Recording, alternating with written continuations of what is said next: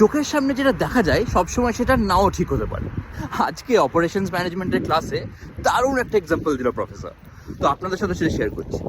যে এই 1500-1400s Ireland UK রিজনে অনেক ডাইনি বেরোতো শীতকালে যখন বরফ পড়তো।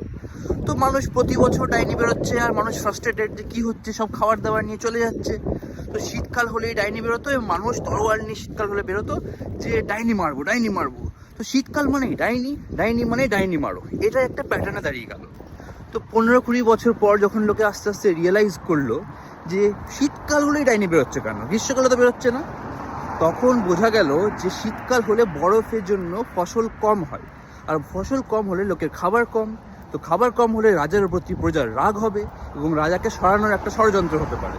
তো রাজা কি করলো যে একটা ডাইনিকে বানালো যে সবার রাগটা ডাইনিতে চ্যানেলাইজ করে দাও। তো আস্তে আস্তে লোকে নিজের খাবারের শর্টেজ, রাজার বিফলতা এসবগুলো ভুলে গেল, সবার রাগটা ডাইনিতে চলে গেল। আমার এটা শুনে অনেক কথা মনে পড়লো। আপনার কি মনে পড়ছে?